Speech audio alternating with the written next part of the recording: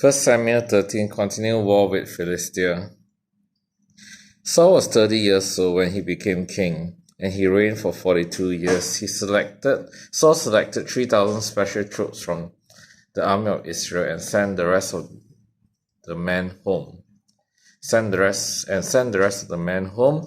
He took 2,000 of the chosen men with him to Michmash and the hill country of Bethel. The other 1,000 went with Saul's son Jonathan to Gilbeh in the land of Benjamin.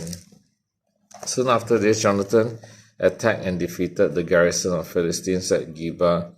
The news spread quickly among the Philistines, so Saul blew the ram's horn throughout the land, saying, "Hebrews, hear this, rise up in revolt." All Israel heard the news that Saul had destroyed the Philistine garrison at Geba, and that the Philistines now hated the Israelites more than ever.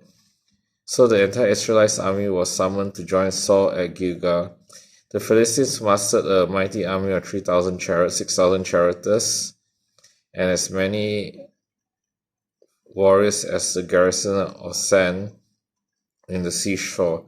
They camped at Michmash, east of Ben-Aven. The men of Israel saw what a tight spot they were in, and because they were hard pressed by the enemy, they tried to hide in caves, thicket, rocks, holes, and cisterns. Some of them crossed the Jordan River and escaped into the land of Gad and Gilead.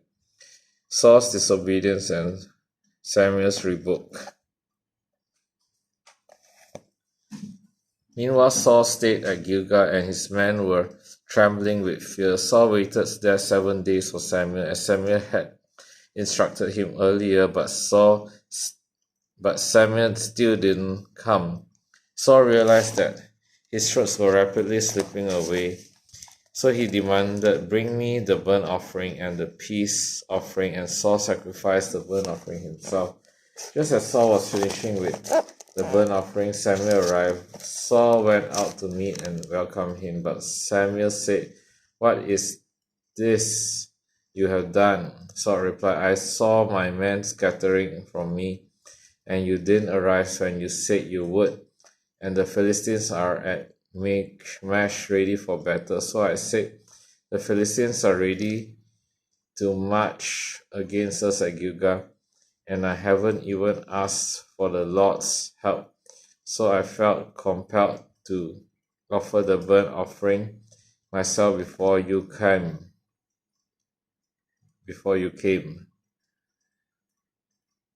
How foolish!" Samuel exclaimed. "You have not kept the command of the Lord your God gave you. Had you kept it, the Lord would have established your kingdom over Israel forever. But now your kingdom must end, for the Lord has sought out a man after his own heart. The Lord has already appointed him to be the leader of his people, because you have not kept the Lord's command." Israel's military disadvantage. Samuel then left Gilgal and went on his way, but the rest of the troops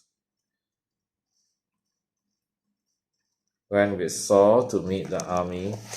They went up from Gilgal to Gibeh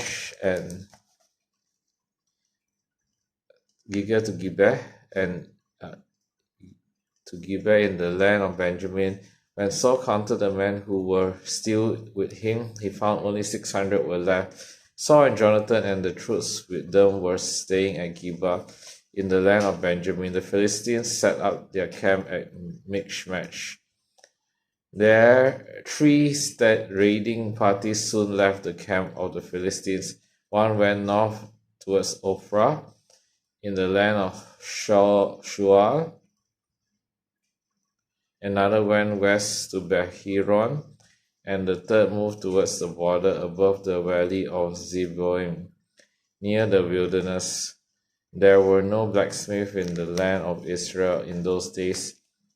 The Philistines wouldn't allow them for fear they would make swords and spears for the Hebrews.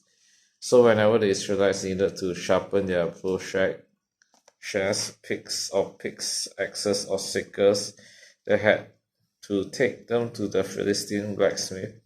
The charges were as follows: a quarter of an ounce of silver for sharpening the plowshare, or a pig, and an eighth of an ounce for sharpening an axe, or making the point of an axe gold.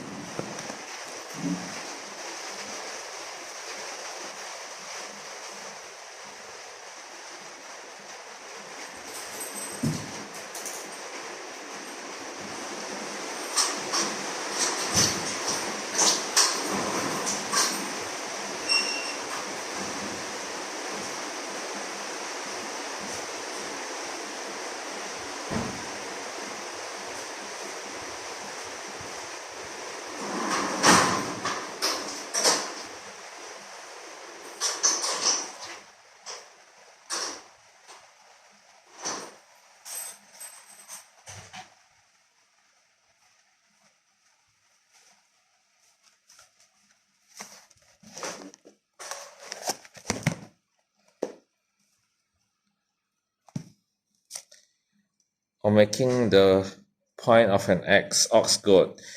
So on the day of the battle, none of the people of Israel had a sword or spear except Saul and Jonathan. The pass at Michmash had meanwhile been secured by a contingent of the Philistine army. It's the word of God.